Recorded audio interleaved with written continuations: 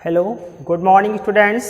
आज हम क्लास 10 में आपका जो चैप्टर चल रहा है उसी चैप्टर से अगला टॉपिक करते हैं।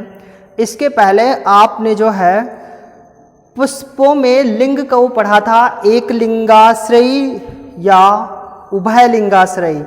उसी क्रम में आज हम पढ़ते हैं परागण। देखिए क्या होता है परागण, समझते हैं।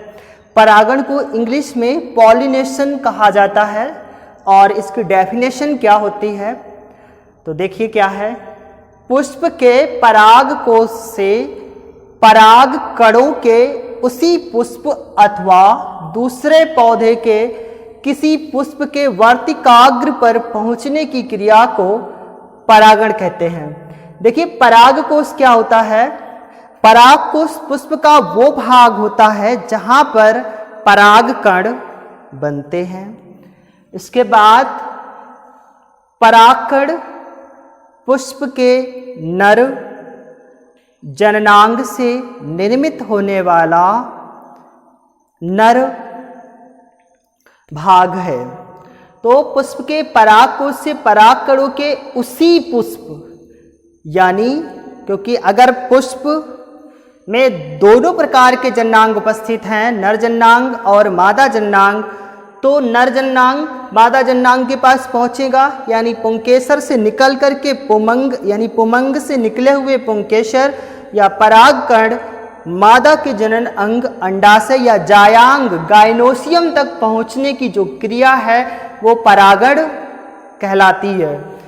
कई बार क्या होता है, ये परागण उसी पुष्प पर होता है या दूसरे पौधे के किसी पुष्प पर, यानी और कोई दूसरा पौधा है तो उस दूसरे पौधे पर जब वो परागकण पहुंचते हैं और पहुंच करके फर्टिलाइजेशन की क्रिया या निषेचन की क्रिया पूर्ण होती है, तो जो पराग के नर भाग से नर जनन अंग से परागकण का मादा जनन अंग तक, मादा जननांग तक पहुंचने की जो क्रिया है उसे परागण कहा जाता है।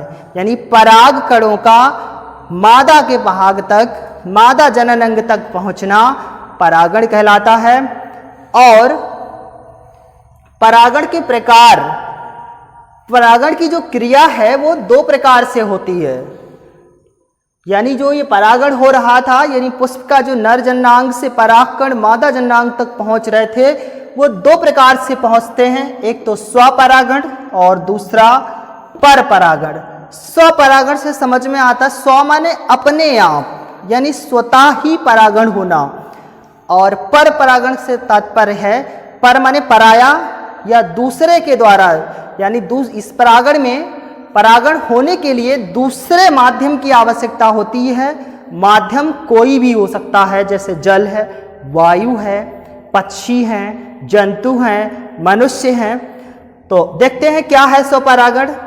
जब एक पुष्प के परागण उसी पुष्प के, परागण या परागकण कुछ भी इसको लिखिए, क्योंकि परागण और परागकण, परागण को परागकण ले जाने की जो क्रिया है वो परागण कहलाती है। तो आप इसको परागण लिखिए या परागकण लिखिए।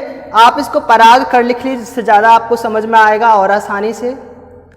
ठीक है, तो जब एक पुष्प के परागकण उसी पुष्प के या उसी पौधे के अन्य पुष्प के वर्तिकाग्र पर पहुंचते हैं तो ऐसी क्रिया स्वपरागण कहलाती है। जैसे सदाबहार, गुलमेहंदी, और भी कई सारे ऐसे पौधे हैं जिनमें स्वपरागण होता है। आपका सदाबहार, गुलमेहंदी है, मूंगफली है, खट्टी बूटी है, यानी ये एग्जाम्पल्स हैं इसके। तो इसमें क्या होता है, आप जैसा ऊपर लिखा ही है कि जब पुष्प के, यानी एक पुष्प के परागकण उसी पुष्प के या उसी पौधे के अन्य पुष्प के वर्तिकाग्र पर पहुंचते हैं, और इसको पहुंचने के लिए किसी प्रकार के माध्यम की जरूरत नहीं होती है, क्योंकि ये पौधे इस प्रकार से बने होते हैं प्राकृतिक रूप से कि इनके परागकण अपने आप स्वतः ही दूसरे यानी मादा के पास पहुंच जाते हैं, यानी नर के जो परागकण हैं, नर से उत्पन्न जो परागकण हैं वो मादा जननांग के पास स्वतः ही पहुंचते हैं, इसलिए इसे स्वपरागण कहते हैं। और उदाहरण यहाँ पर 2 दिए गए हैं, सदाबहार, गुलमेहंदी। आप और भी लिखना चाहते हो तो मूंगफली, खट्टी बूटी। इसके बाद अगला देखते हैं पर परागण, यानी पराया परागण। पराया का मतलब है दूसरे माध्यम के द्वारा, दूसरे साधन के द्वारा परागण। जब एक पुष्प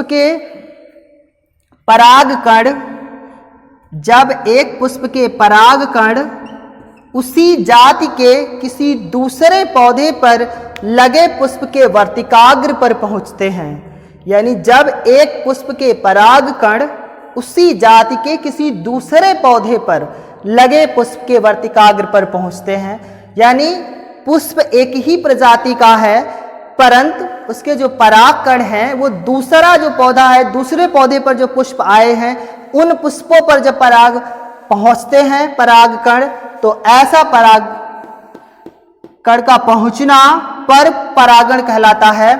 और पर परागण में परागकणों को दूसरे पुष्प तक पहुंचाने के लिए माध्यम की आवश्यकता होती है, जैसे वायु, जल, पक्षी, जंतु।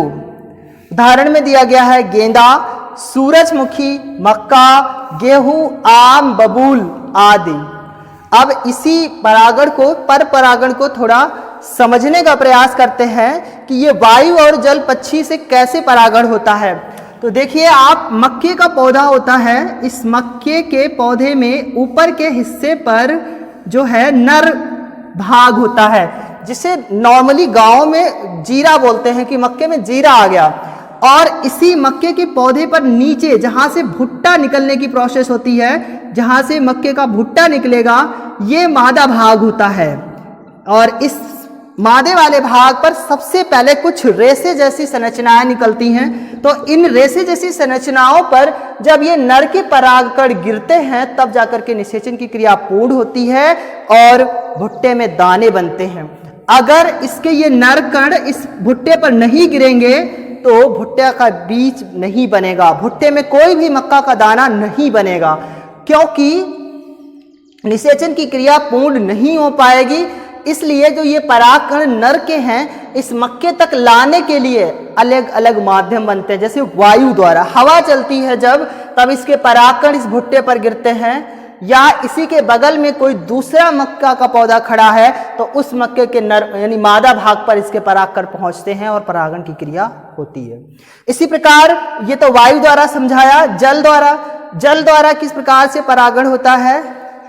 कुछ ऐसे पौधे होते हैं जो जलीय पौधे होते हैं, जैसे आपका कमल का पौधा है, आपका जलकुंभी का पौधा है, जो जल में होते हैं। इनमें परागकण जो क्या होते हैं, परागकण जो है वो जल में गिर जाते हैं और तैरकर दूसरे पौधे के पास पहुंच जाते हैं और निषेचन की क्रिया पूर्ण होती है। इसी प्रकार पक्षियों में व जंतुओं द्वारा अनेक प्रकार के कीट पतंगे जैसे मधुमक्खी, बर्र, ततैया जब किसी पुष्प पर बैठती हैं तो उनकी टांगों में वो परागकण चिपक जाते हैं और उड़ करके जब वो फिर दूसरे किसी अन्य पुष्प पर बैठती हैं जाकर के, तो वो एक पुष्प से दूसरे पुष्प के परागकण उनकी जो टांगों में चिपके थे वो दूसरे पुष्प पर छूट जाते हैं, जिसके कारण एक स्थान से दूसरे स्थान पर वो परागकण पहुंच जाते हैं और परागण की क्रिया पूर्ण होती है। तो इस प्रकार था ये पर परागण। तो पर परागण जो है वो आपका अधिकतर पौधों में पाया जाता है, जैसे गेंदा,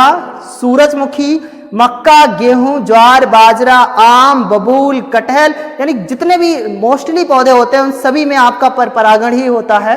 परंतु स्वपरागण कुछ ही पौधों में, जैसे सदाबहार, गुलमेहंदी और खट्टी बूटी, मूंगफली, इन्हीं में देखने को मिलता है। तो आज का हमारा टॉपिक था पॉलिनेशन,